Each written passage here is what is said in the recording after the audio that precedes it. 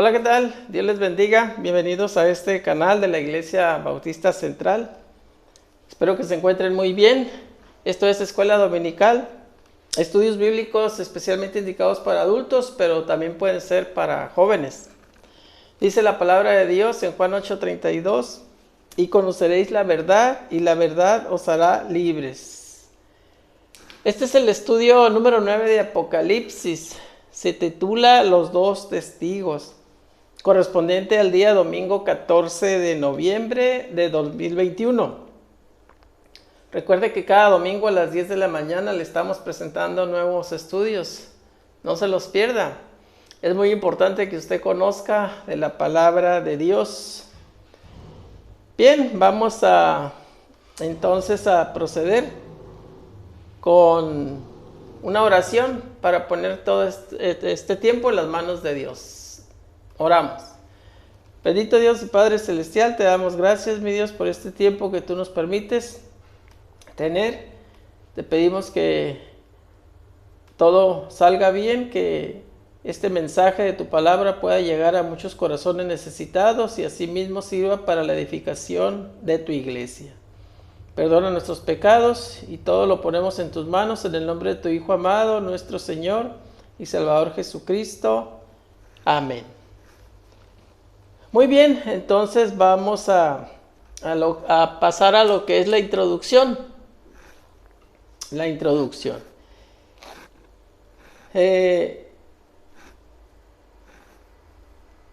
Entonces, estamos viendo el capítulo número 11. Es el segundo interludio. Si ustedes recuerdan, el estudio pasado vimos el primer interludio, ¿verdad? De tiempo. Es un tiempo en que dejan de suceder cosas catastróficas. Aunque aquí en este de los dos testigos, bueno, sí sucede también algo un poco catastrófico. Pero pues estamos hablando de que es un tiempo antes de la séptima trompeta. Y allá en la séptima trompeta es donde sí va a haber grandes acontecimientos. Entonces, este capítulo 11 de Apocalipsis ha sido reconocido como uno de los pasajes bíblicos más difíciles de interpretar, ¿sí? Por lo cual existen muchas diferencias entre los comentaristas en cuanto a su significado. Sí, hay diferentes versiones. Entonces a nosotros nos toca analizar, escuchar, leer las versiones y ya ver con cuál nos quedamos, ¿verdad? Siguiendo la postura adoptada desde un principio de entender los términos de manera normal e interpretarlos literalmente.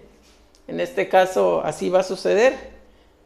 Entonces este estudio asume que los dos testigos mencionados en este pasaje son en efecto dos hombres a quienes Dios les dará poderes extraordinarios durante la gran tribulación. Dos hombres que van a estar viviendo aquí en la tierra normalmente como los demás en aquel tiempo, ¿verdad? Pero dice que Dios les dará poderes extraordinarios. Bien, el estudio se divide en 5 subtemas cortos, ¿verdad? Y aquí tenemos el primero, la vara de medir de Dios. La vara de medir de Dios, basado en Apocalipsis 11 del 1 al 2. Y aquí tenemos el versículo 1 y 2. Espero que tengan su Biblia lista, vamos a leer.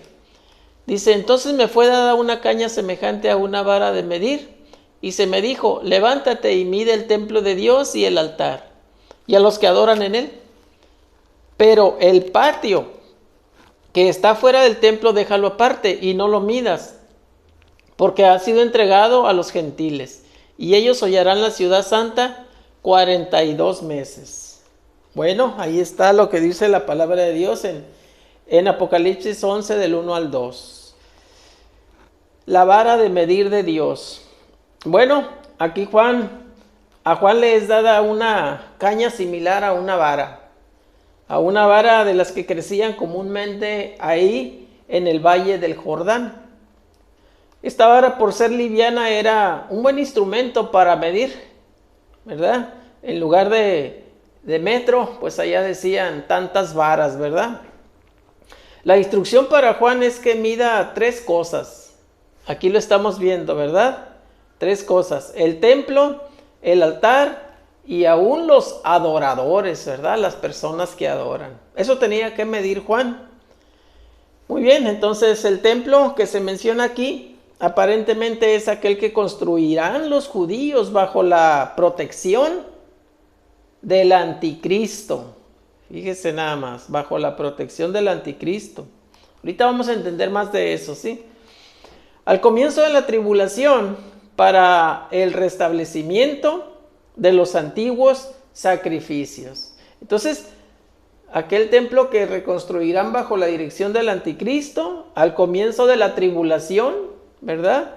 Para el restablecimiento de los antiguos sacrificios.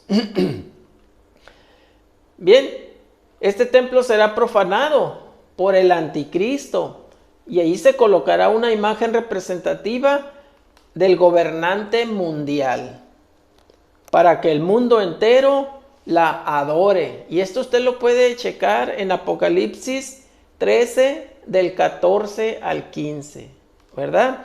Seguramente ya habrá oído que en los últimos tiempos los gobiernos tratarán de unificarse y aún la iglesia la van a querer unificar, ¿verdad? Pues aquí dice que es una imagen representativa del gobernante mundial, a nivel mundial. Así es. El acto de medir.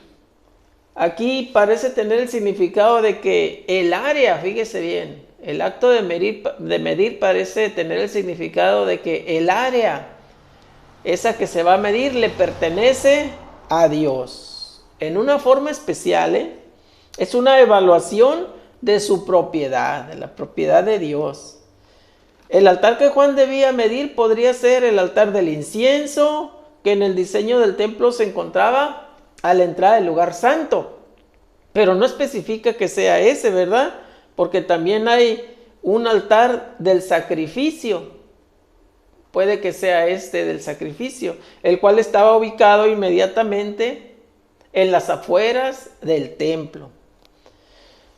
Bueno, luego Juan también debe medir a los adoradores, a las personas que adoran, fíjese bien, también a eso los tenía que medir, lo cual parece indicar que Dios es quien evalúa la adoración del hombre y el carácter de los adoradores. Así es. Por lo tanto, por medio del acto de medir, Dios no solamente reclama propiedad sobre el templo y el altar, sino que también demuestra su autoridad para determinar si la adoración que se ofrece y los adoradores mismos están a la medida de sus requisitos, ¿verdad? A la medida de como Él manda que se le adore. Así es. Muy bien.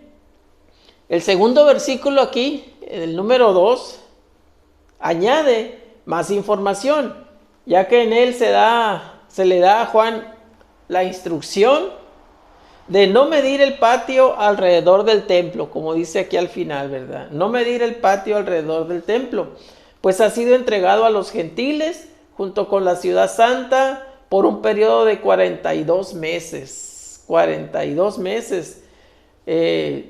Aparece mucho esta cantidad de tiempo en esta parte de Apocalipsis. Entonces este equivale a un periodo de 3 años y medio. Y 3 años y medio es la mitad de los 7 años finales de la historia del hombre, fíjese bien. A la mitad del periodo de 7 años anunciado por el profeta Daniel. Si usted va a Daniel 9:27, ahí lo puede ver. En el cual la historia de Israel llegará, aquí está, a su consumación cuando Cristo regrese al final de los tiempos del hombre. Así es, en su segunda venida para establecer su reino, ¿verdad? Los expositores bíblicos difieren en cuanto a si estos 42 meses, o sea, 3 años y medio, ¿verdad?, son la primera mitad de los 7 años o la segunda mitad. Hay una división, ¿verdad?, entre quienes opinan que tal vez sea la primera mitad de esos 7 años y otros dicen que la segunda. Vamos a analizar un poco esto. Aunque no es posible ser dogmático al respecto, Fíjese bien, sí hay que tomar en cuenta que bajo el pacto entre la bestia y los hijos de Israel, a estos se les concede considerable libertad de culto por los primeros 3 años y medio. Habla de un pacto entre la bestia y los moradores de Israel. Es decir, como que hicieron un pacto de paz, ¿verdad? Por los primeros 3 años y medio. Y esto supuestamente evitaría que Jerusalén sea pisoteada por los gentiles por 42 meses. Sí, para que no la destruyeran del todo ahí. Es más lógico entonces que esto ocurra durante los segundos 42 meses, es decir, la segunda mitad de esos 7 años, la segunda mitad entonces, ¿verdad? Hecho este análisis. Muy bien. La declaración de que la ciudad santa estará bajo el control de los gentiles surge de la profecía de Jesús en el Evangelio de Lucas, cuando habló acerca del futuro del pueblo de Israel, nuestro Señor Jesucristo, ahí en Lucas. Usted puede checar en Lucas 21, 24 y va a ver qué dice la palabra de Dios.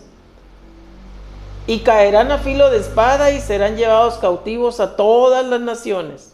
Y Jerusalén, dice, será hollada por los gentiles, hasta que los tiempos de los gentiles se cumplan. O sea, se les acabe, ¿verdad? El tiempo. Porque nuestro Señor Jesucristo viene una segunda vez. Así es. Entonces los tiempos de los gentiles terminarán con la segunda venida de nuestro Señor Jesucristo, cuando el dominio gentil sea quebrantado y Cristo establezca su reino, ¿verdad? Muy bien. Esto se predice en la séptima trompeta. En la séptima trompeta, la cual aparece más adelante en este mismo capítulo 11.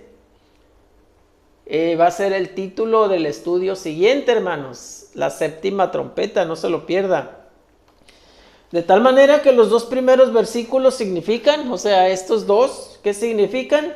Que a pesar de que Dios permite el dominio gentil y que Israel sea perseguido, Dios mismo se encargará de juzgar a los perseguidores. Así es. Todos los que hacen maldad no se van a quedar sin su castigo, ¿verdad? Así es. El tema número 2, subtema número 2 es la profecía de los 2 testigos, basado en Apocalipsis 11 del 3 al 6. Y ahí tenemos los versículos del 3 al 6. Dice la palabra de Dios: y daré a mis 2 testigos que profeticen por 1260 días, vestidos de cilicio. Estos testigos son los 2 olivos y los 2 candeleros que están en pie delante de Dios de la tierra.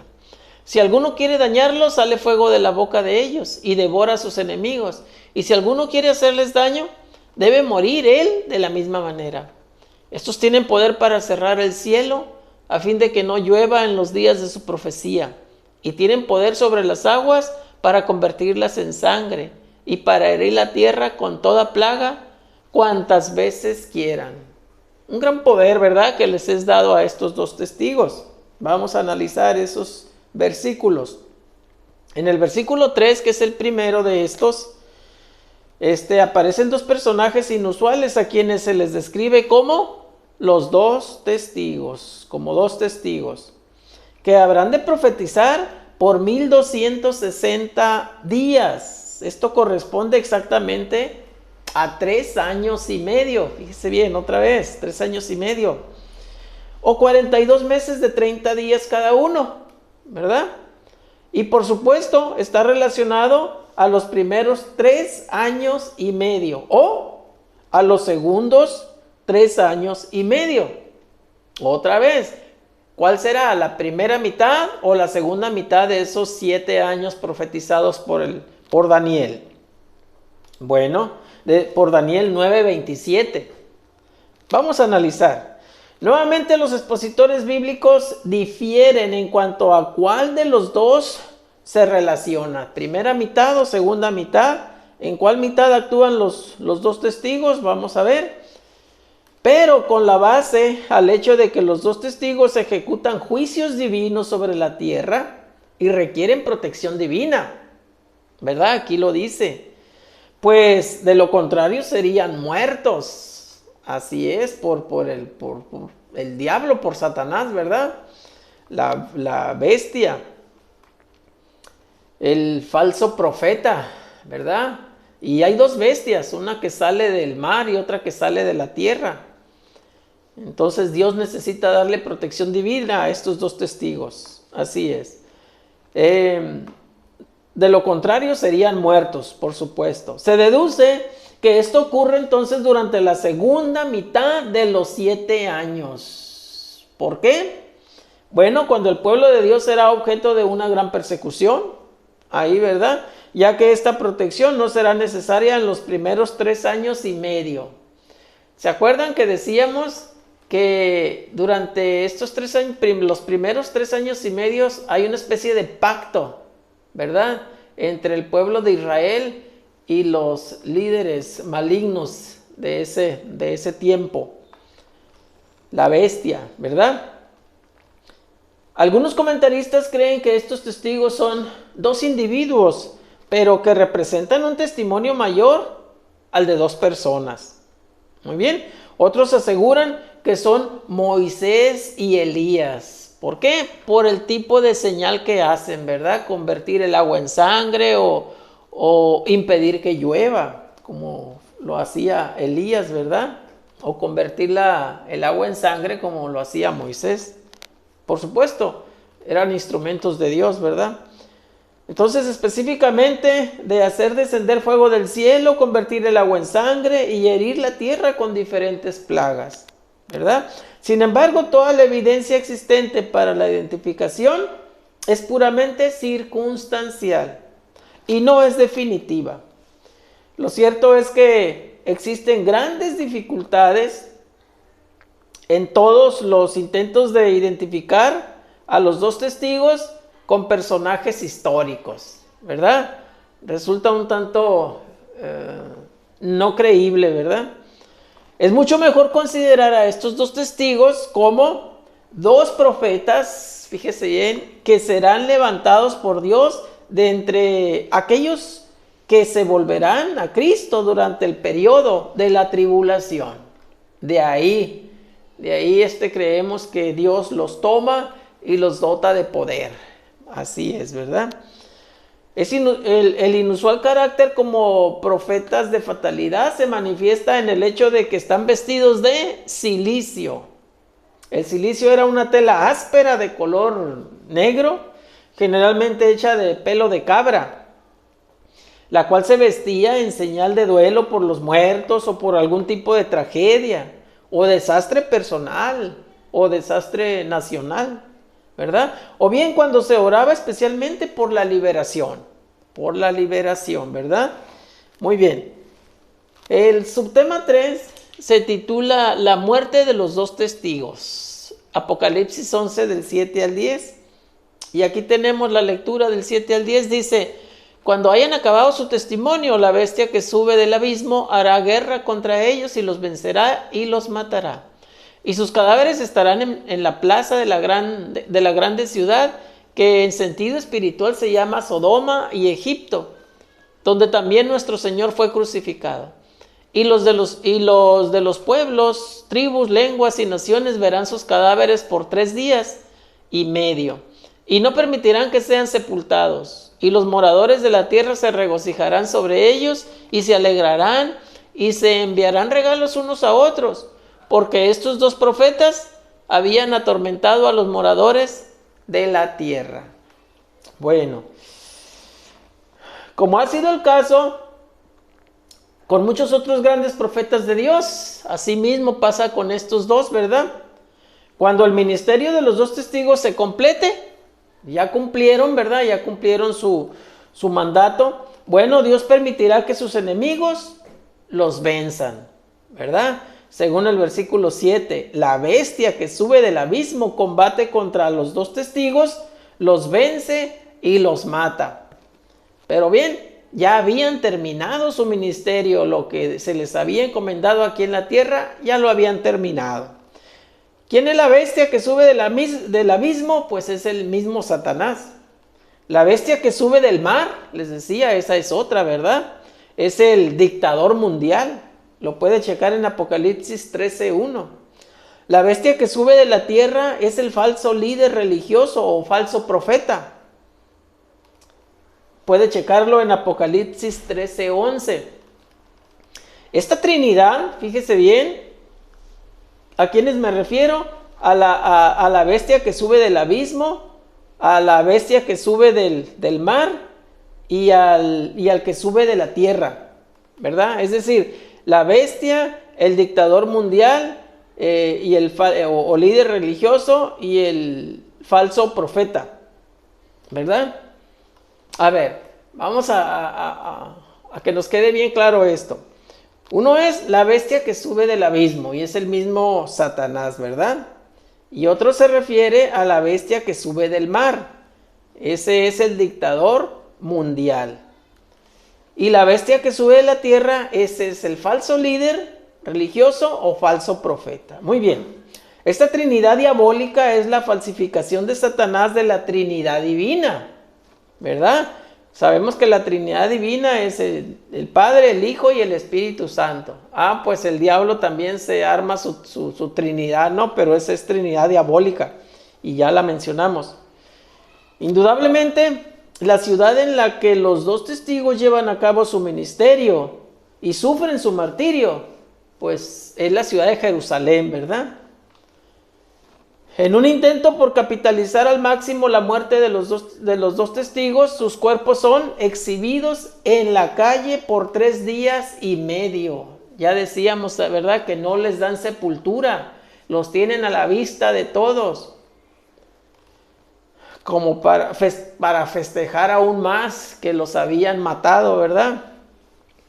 La expresión los moradores de la tierra se refiere no solamente al hecho de que viven físicamente en la tierra, sino que su única esperanza en la vida terrenal, es su única esperanza, esa es su única esperanza, es la vida terrenal presente. Ellos no tienen parte en la vida, en la vida eterna, en la gloria de Dios, ¿verdad? No.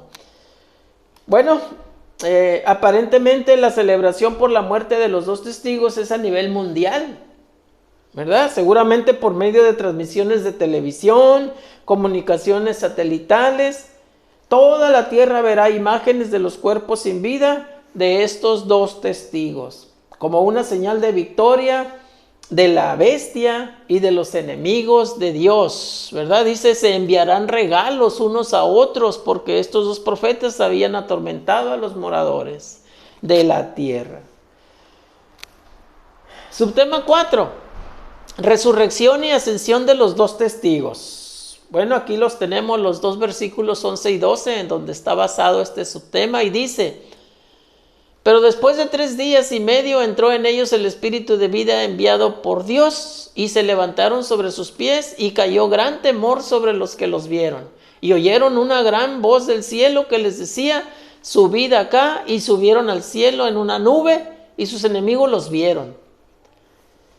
Bueno, a pesar de que hay similitud entre este evento y el arrebatamiento de la iglesia, también hay evidentes diferencias, ¿verdad? No hay que confundir este evento con el arrebatamiento, ¿verdad? Tiene sus diferencias. El arrebatamiento ocurrirá en un instante. No será un evento gradual que le permitirá observar a la gente lo que ocurre, como es en este caso, ¿verdad? Aquí sí. Más bien el paralelo con la ascensión de Cristo desde el Monte de los Olivos. Ahí sí tiene un poco más parecido aquí, ¿verdad? Este evento, la ascensión de Cristo. Cuando los discípulos contemplaron su ascenso al cielo, y al igual que los dos testigos, así, ¿verdad? Muy parecido. Jesús fue arrebatado por una nube. Fue recibido por una nube. El periodo de los 3 días y medio parece dar a entender que no ha pasado mucho tiempo, fíjese bien, desde la muerte. O sea, lo entendemos literal. Esos 3 días y medio que están los dos testigos expuestos, pero ya muertos, ¿verdad? En la plaza, por ahí a la vista de todo mundo. Son realmente 3 días y medio. Y la gente todavía está celebrando cuando ellos son devueltos a la vida y llevados al cielo para ir a estar con el Señor. Así como el ministerio terrenal de ellos es literalmente 1260 días, el periodo de su muerte es literalmente de 3 días y medio. 3 días y medio. De la misma manera, la resurrección de ellos y su traslación a los cielos son eventos literales. Así como lo dice, así lo entendemos, ¿verdad? Sin simbolismos, pues. Último subtema, el número 5, el anuncio del tercer ay.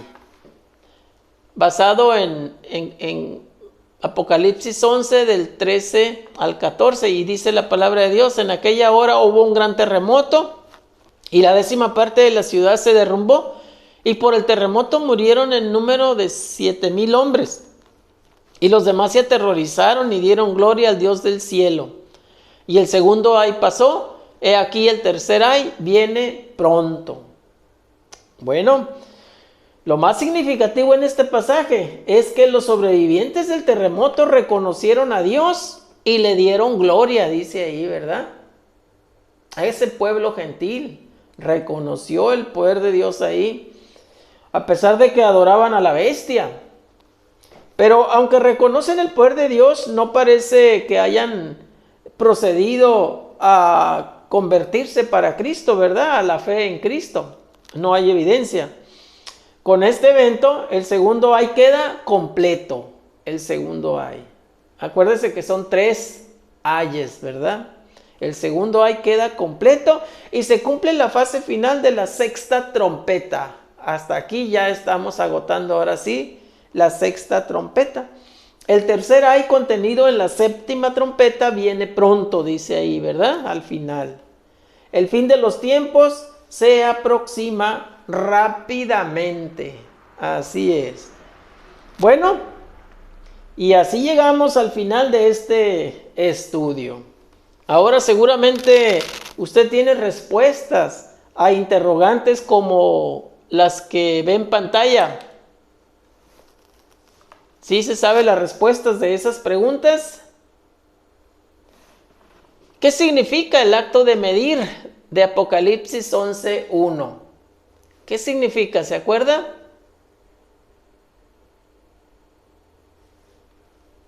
Muy bien, que toda el área que se mide, ¿verdad?, pertenece a nuestro Dios. Así es. Muy bien. Y la número 2, ¿en qué mitad de los últimos 7 años es el actuar de los 2 testigos de Apocalipsis 11:3? ¿En qué mitad? ¿Se acuerdan? ¿En la primera mitad? ¿En la segunda?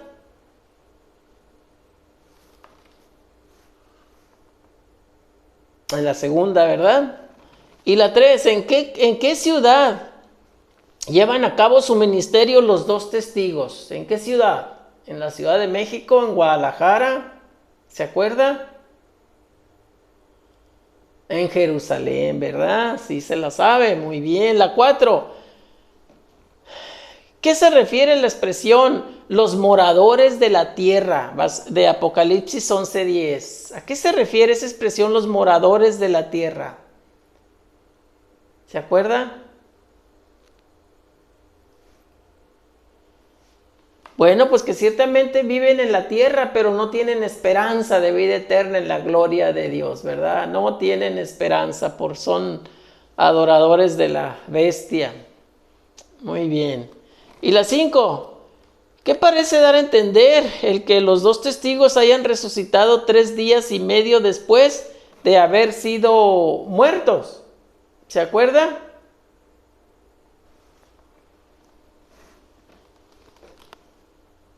Casi lo acabamos de ver. Bueno, que ciertamente no pasó mucho tiempo. No pasó mucho tiempo para que Dios se los llevara, ¿verdad? Solamente literal, 3 días y medio, ¿verdad? Eso nos da a entender que no pasó mucho tiempo desde la muerte al momento en que fueron elevados en una nube. Muy bien, pues gracias por haber estado con nosotros.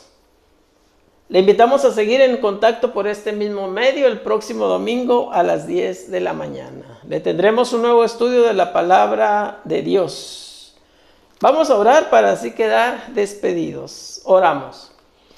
Bendito Dios y Padre Celestial, te damos muchas gracias, mi Dios, por este tiempo que tú has hecho posible. Te pedimos que esta tu palabra pueda seguir llegando a muchos corazones necesitados y que asimismo sirva para la edificación de tu iglesia. Perdona todas nuestras faltas y ayúdanos a vivir conforme a tus mandamientos. En el precioso nombre de tu Hijo amado, nuestro Señor y Salvador Jesucristo, te lo pedimos todo y te damos las gracias. Amén. Hasta la próxima. Dios les bendiga.